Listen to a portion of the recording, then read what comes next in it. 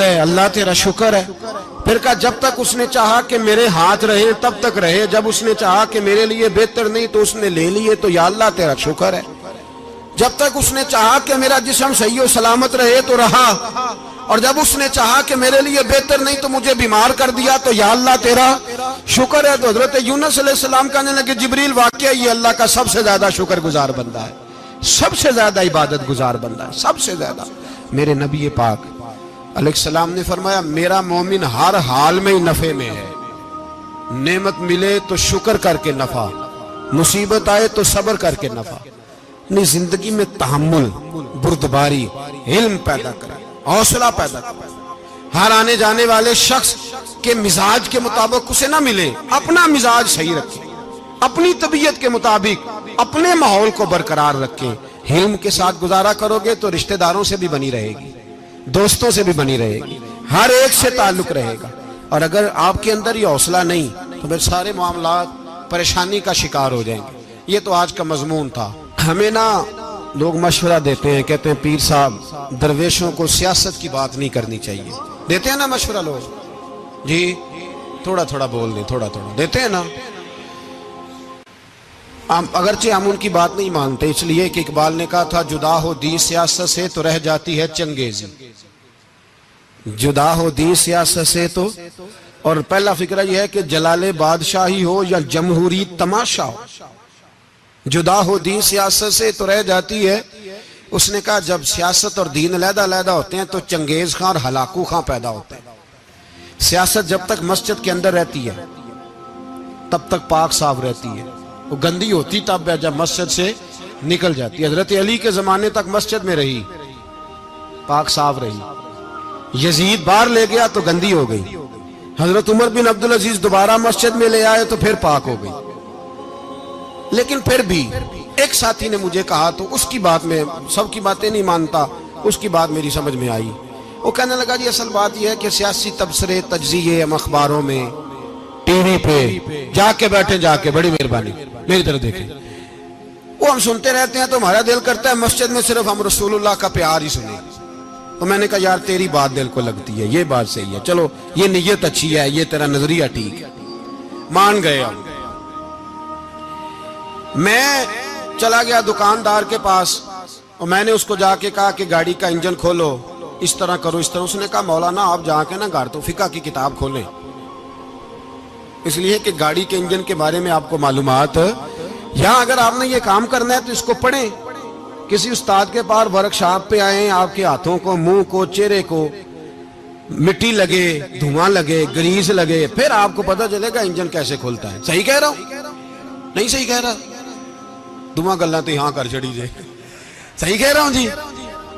اگر مولوی کو اجازت نہیں سیاست کی بات کرنے کی, اور مولوی کو اجازت نہیں کہ انجن کی بات کرے, تو سیاستدان کو اجازت ہے دین کی بات کرنے کی.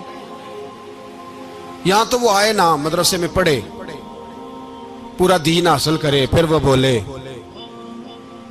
تو پھر تو ٹھیک ہو گیا. لیکن جب اسے سورۃ اخلاص بھی سیدھی نہیں آتی تو فتوے دینے کی اس کو ضرورت ہے کوئی؟ بولے نا یار کیوں چھیڑتے ہیں سیاست. ہم نہ پچھلے جمعے جلوس نکالنا چاہ رہے تھے ختم نبوت کی ترمیم کے حوالے سے. حکومت وقت نے کہا کہ ہم واپس لیتے ہیں, تو میرے بہت سارے دوستوں نے کہا جی نکالنا چاہیے. انہوں نے کیا کیوں؟ میں نے کہا یار لوگوں کو بھی پریشان نہیں کرنا چاہتے, ہماری اپنی سڑکیں ہیں, کسی کو بس ٹھیک ہے. انہوں نے واپس لے لی تو بات ختم ہو گئی, ہم مان گئے, تسلیم کر لیا. اتنا ہمارا مطالبہ ہے کہ اس آدمی کو ضرور سزا دو جس نے یہ ترمیم کی ہے. لیکن ہم نہیں کرتے, کوئی نہیں نکلے, نہیں نہ نکلے بولے. تو وزیر قانون صاحب کو کیا مصیبت بنی ہوئی ہے نیا فتویٰ دینے کی, کہ ہے کوئی شوق انہیں دینا چاہیے فتویٰ؟ کہتے نہیں مرضیوں میں ہمارے درمیان تھوڑا ہی فرق ہے. مجھے یوں لگتا ہے کہ یہ جان بوجھ کر کوئی نہ کوئی ایسی شرارت کرتے ہیں جس سے لوگ اشتعال میں رہیں, جان بوجھ. حلم, حوصلہ, صبر ذات کے بارے میں تو ہے, لیکن اگر کوئی رسول پاک کی بے ادبی کرے تو پھر حوصلے کی بات ہے ہی نہیں, پھر تو جہاد کی بات ہے. اور میں دیانتداری سے مسجد میں باوضو بیٹھ کر جمعے کے دن مشورہ دیتا ہوں حکومت کو, اور وزیر قانون کو مشورہ دیتا ہوں کہ نہ فرعون کی حکومت ساری زندگی رہی، نہ نمرود رہا، نہ جاج بن یوسف رہا، نہ یزید رہا. اور یار درباری بن کے حکمرانوں کی چاپلوسی کرتے کرتے تم یہاں تک آ گئے ہو کہ اب نبی پاک کی عزت کو ہاتھ ڈالنا شروع کر دیا ہے. اور آپ یقین کریں سیاسی جماعتوں کا اتنا برا حال ہے کہ ان کے لیڈر کے بارے میں کوئی بات کرے تو پاگل ہو جاتے ہیں یہ احتجاج کر کر کے. اور اس نے ڈائریکٹ کہہ دیا کہ ختم نبوت کا مسئلہ ہی کوئی نہیں، جو دین کی بنیاد ہے، کسی کو پرواہ نہیں. مجھے تو ان لوگوں کی فکر ہو رہی ہے جن لوگوں نے انہیں ووٹ دیے ہیں، وہ اللہ کو کیا جواب دیں گے. اور یہ اللہ ماشاءاللہ ساری سیاسی جماعتیں اس طرح کی. اور میرا وزیر قانون صاحب کو بھی مشورہ ہے کہ زندگی بڑی تھوڑی ہے، بڑی تھوڑی. اللہ سب کو معاف کرتا ہے، اپنے رسول کے غداروں کو معاف نہیں کرتا. اور یہاں تمہاری گاڑیوں پہ جھنڈے لگے ہوئے ہیں، وہاں بھی تمہارے جھنڈے لگیں گے، پر اس لیے لگیں گے کہ یہ غدار ہیں ناموس رسالت کے. یہ جھنڈے لگیں گے. شرم کرو اور ڈر جاؤ، بس کر دو. تمہارے منہ میں اب دانت پورے نہیں رہے. کوئی شوگر کا مریض ہے تو کوئی بلڈ پریشر کا، تو کوئی ہارٹ کا، تو کوئی کینسر کا. شرم کرو اور اپنی قبر کی بھی تھوڑی سی فکر کرو. بتاؤ پاکستان کے کتنے صدر گزرے، وزیر اعظم گزرے، تو ان کی قبریں کہاں ہیں؟ کوئی جاتا ہے ان کی قبروں پہ؟ کسی کو خبر ہے؟ کیوں اپنے لیے جہنم کٹھی کرتے؟ سارا کچھ دنیا داری رہ گئی ہے، سارا کچھ صرف یہی رہ گیا. حضرت ابو بکر سردار تھے، حضرت عمر سردار تھے قبیلے، حضرت عثمان سردار تھے. انہوں نے سرداریوں کو ٹھوکر مار کے رسول اللہ کے قدموں میں بیٹھنا پسند کی. سرداریاں چھوڑ کے غلام بن گئے. تم سرداریاں بچانے کے لیے رسول اللہ کی غداری کرتے ہو، شرم نہیں آتی؟ اور قوم شکوہ ہے مجھے ان لوگوں سے جو مولوی تو کہہ دیتے ہیں تو سیاست نہ کر، اور کسی سیاستدان کو منع نہیں کرتے کہ جب تجھے سورت فاتحہ بھی نہیں آتی تو تجھے کس نے اجازت دیا اتنی بڑی بات. اور میں نے پچھلے سے پچھلے جمعے بھی کہا تھا، پھر کہتا ہوں اور آن دی ریکارڈ کہتا ہوں، مرزائی کل بھی کافر تھے، آج بھی کافر، اور قیامت تک. اور جو ان کے کفر میں شک کرے وہ بھی، اور پکا بے ایمان ہے، کافر ہے. وہ وزیر قانون ہو یا صوبائی ہو یا وفاقی ہو، من شک فی کفر ہی فقط کفر. جو مرزائی کے کفر میں شک کرے وہ بھی کافر ہے. ہمارے رسول آخری رسول ہے. ہم کسی کو یہ اجازت نہیں دیں گے کہ وہ ختم نبوت میں رکھڑا ڈالنے کی کوشش کرے. ہم کسی کو یہ اجازت ہے.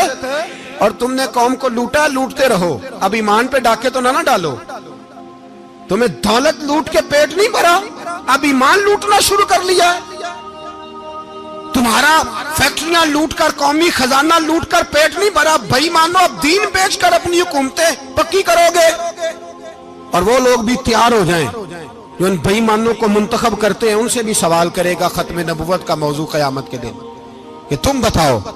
ان کو سپورٹ کرتے تھے جو رسول اللہ صلی اللہ علیہ وسلم کے بعد بھی کسی نبی کو نبی ماننا درست جانتے تھے. شرم آنی چاہیے، خیال ہونا چاہیے. اور میں نے کہا کہ ہمارا دل نہیں چاہتا، آپ یقین کریں. ہمیں شوق ہے جلوس نکالنے کا، تمہارے خلاف باتیں کرنے کا.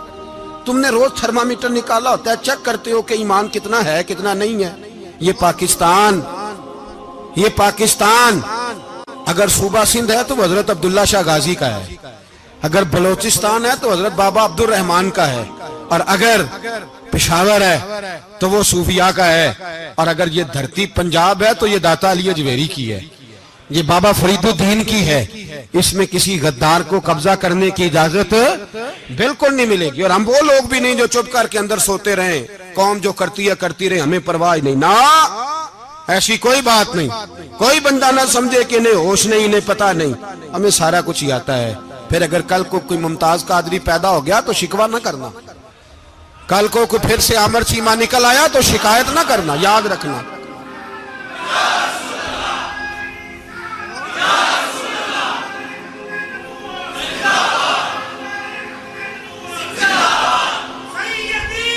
تو میرے بھائی کھول کے بولے یا نبی رسول کے صلی اللہ. تو یہ مشورہ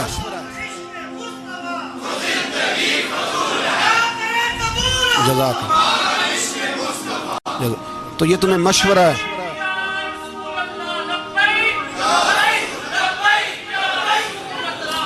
میری بات سنیں، یاد رکھیں، یہ لوگ بعد میں پچھتاتے ہیں، پھر مناظرے کراتے پھرتے ہیں، اس نے صحیح کیا کہ غلط کیا، پھر انہیں ہوش آتی ہے بعد میں، پھر ان کے ہواری نکل نکل کے میدانوں میں دلیلیں دیتے ہیں. اس لیے ہمارا مشورہ ہے انہیں کہ یہ اپنی حد میں رہیں، اور جو کام تمہارے ذمہ، میں نے کہا نا تم نے بڑا لوٹا، یہ قوم روز تمہیں موقع دیتی ہے لوٹنے کا، یہ موقع دیتی ہے، تو تم نے دولت لوٹ کے پیٹ نہیں بھرے، اب ایمان لوٹنے کے چکر میں آ گئے ہو. یاد رکھو، مسلمان گناہگار ہیں، غدار نہیں ہیں. تمہیں دولت لوٹنے کا تو شاید موقع مل گیا ہے، پر ایمان لوٹنے کا موقع نہیں ملے گا. تو اس لیے اس کو لگام دو. اور ویسے بھی کتا جو پالتو ہوتا ہے نا، اس کو گھر کے اندر سنگلی سے باندھ کے رکھنا چاہیے. یہ تمہارے بوٹ بوٹ چاٹتے ہیں، بھونکتے ہیں، تمہارے حق میں وزارتیں لیتے ہیں. ہم نے تو کوئی وزارت نہیں لی تم سے، اور نہ ہمیں شوق ہے. اس لیے کہ ممبری کیا کرنی ہے جس کو ممبر رسول عطا کر دیا جائے؟ اس نے کیا کرنی ہے یہ ممبریاں جس کو پکا پکا ممبر رسول دے دیا جائے؟ تو اس لیے اس سے باہر آؤ. میں نے کہا بڑے بڑے نمرود، فرعون، قارون دفن ہے، تمہارا بھی نام تک نہیں ہوگا، بالکل نام نہیں ہوگا. اس لیے ہمارا مشورہ، اور آپ لوگ بھی آئیں نا یہ اگلے سال، تو ان کو کھڑا کر کے پوچھ لینا، اسلامی جمہوریہ پاکستان کا تم نے ایم پی ایم نے بننا ہے، پہلا کلمہ ہی صحیح سنا دو. چلو خدا کا واسطہ یہی بتا دو کہ تمہیں نماز بھی ڈھب سے آتی ہے کہ نہیں. اور آپ کی موج ہے، آپ بٹھا لیتے ہیں سر پہ، کیا کریں، سمجھانے والے مفت گناہگار ہو گئے اور بہکانے والے سب تمہارے یار ہو گئے. اس لیے یہ چھیڑتے ہیں جان بوجھ کے. اور پھر جب کوئی ممتاز قادری علیہ رحمہ پیدا ہوتے ہیں، پھر انہیں دشواری ہوتی ہے، پھر ان کا جینا مشکل ہو جاتا ہے. یہ موقع دیتے ہیں، پتہ نہیں کس کے ایجنڈے پہ عمل کر رہے ہیں. میرا سوال یہ ہے، میں نے پچھلے جمعے پھر میرا سوال ہے کہ میں پوچھتا ہوں، اس آدمی کو ضرورت کیا ہے ختم نبوت پر بات کرنے؟ جب امت مسلمہ کے متفق کا فیصلہ ہے کہ مرزائی کافر، اسمبلی نے بل پاس کر دیا کہ مرزائی، ان کو اقلیت قرار دے دیا، اور جب سے وہ اقلیت بنے، نہ ہم نے ان کی عبادت گاہ جلائی، نہ ہم نے ان کو قبروں سے نکالا، نہ ہم نے، بس ٹھیک ہے جیسے عیسائی رہتے ہیں، یہودی سے کس ملک میں رہتے ہیں وہ بھی رہیں، اقلیت بن کے رہے، کوئی اعتراض. پر تم انہیں کھینچ کھونچ کے کیوں قریب کرتے ہو؟ تمہارا کیا جرانہ ہے ان کے ساتھ؟ بتاؤ تو صحیح. ان لوگوں سے ان کو چاہیے اپنے منہ میں لگام ڈالیں، اور اگر نہیں ڈالیں گے پھر انشاءاللہ ڈالی جائے گی، اور بڑی تگڑی ڈلے گی، اور پھر ایسی ڈلے گی، ایسی ڈلے گی. سلمان تاثیر جب مرا تھا نا، تو 5-5 لاکھ روپیہ مولویوں کو آفر کی جنازہ پڑھاؤ، 5-5 لاکھ روپیہ چھوٹے چھوٹے مولویوں کو. اور داتا صاحب کی مسجد کے خطیب بھی صوبائی جو تھے، وہ خطیب تھے، ملازم تھے، انہوں نے کہا کہ ایمان نہیں بیچنا، نکالنا نوکری سے تو نکال دو. اور بادشاہی مسجد کا مولوی جس کا پتہ نہیں چلتا، کبھی کدھر چلا جاتا ہے کبھی کدھر، یہاں تو وہ بھی کھڑا ہو گیا. اس نے کہا نا، ایمان نہیں بیچنا. گورنر ہاؤس کی مسجد کا امام کہنے لگا کہ بخشا جانا نہ جانا یہ تو رحمت الہی کا معاملہ ہے، پر اتنا گندا جنازہ نہیں پڑھنا، اتنا گندا جنازہ نہیں ہم پڑھیں گے. مرنے کے بعد تمہارے جنازے نہیں پڑھے جاتے، تمہاری قبریں خراب ہوتی ہیں. کدھر ہیں تمہاری دولتیں؟ اور وہ مولوی آج تک پتہ ہی نہیں کدھر گیا جس نے اس غلیظ کا گندا جنازہ پڑھایا. تو بھائی اپنی قبر حشر کو، جب جہاں تمہارے جنازے نہیں پڑھے جا رہے تو وہاں تمہارا کیا حال ہوگا. اس لیے ان لوگوں کو چاہیے کہ اپنی زندگی اس طرح گزاریں کہ کچھ نہ کچھ منہ لے کے سرور کائنات کے پاس چلے جائیں، ورنہ ایسا نہ ہو کہ یہاں بھی پھٹکار اور وہاں بھی پھٹکار. اس لیے ہمارا مطالبہ ہے حکومت سے کہ شرم کرو، اور ایسے بھائیمانوں کو، کالے ناگ جو تم نے بھرتی کی ہوئے، ان کو نکالو. اور اگر تعریفیں کروانی ہو، تلوے چٹوانے ہو، تو اندر کمروں میں ان سے چٹوا لیا کرو. ان سے کہو کہ یہاں ہماری نوکری کرو، باہر نکل کے رسول اللہ صلی اللہ علیہ وسلم کے دین کے بارے میں گفتگو نہ کرو. اس لیے کہ اللہ تبارک و تعالیٰ نے اس دین کے اندر بڑا حسن اور بڑا جذبہ رکھا ہوا ہے، بڑا وقار ہے. ہمارا مطالبہ ہے حکومت سے کہ ختم نبوت کے مسئلے پر کوئی سیاستدان گفتگو نہ کرے. آپ تائید کرتے ہیں اس بات کی؟ اس پر کوئی سیاستدان کوئی گفتگو؟ ہمارے پاس بڑے تماشے ہیں سیاست کرنے کو، باقی تماشوں پہ سیاست کرو. یہ رسول اللہ کی ناموس کا معاملہ ہے، یہ چھیڑنے کی تمہیں اجازت؟ مجھے سمجھ نہیں آتی یار، جب بات ختم ہو گئی، اسمبلی نے بل واپس لے لیا، تو صوبائی وزیر قانون کو آخر تکلیف کیا ہے؟ آپ کے پاس جواب ہے کوئی اس بات کا؟ یہ بات ختم ہو گئی، ہم نے جلوس نہیں نکالنا، چھوڑ دیا، خاموش ہو گئے. علماء نے میٹنگیں بلائی تھی، کینسل کر دی، ٹھیک ہے جی بات. اب دوبارہ سے کیوں چھیڑتے ہو؟ پھر کہتے ہیں احتجاج ہوتا ہے، شور ہوتا ہے. تم خود ایسی حرکتیں کرتے ہو جس سے افراتفری پیدا ہوتی ہے. یہ ملک رسول اللہ کے نام پہ بنا ہے، اور قیامت تک یہاں وہی ہوگا جو میرے رسول پاک صلی اللہ علیہ وسلم کی رضا ہوگی، اور نبی پاک کے قانون کے خلاف کوئی قانون یہاں چل سکتا؟ اللہ ہمیں سمجھنے کی توفیق عطا فرمائے۔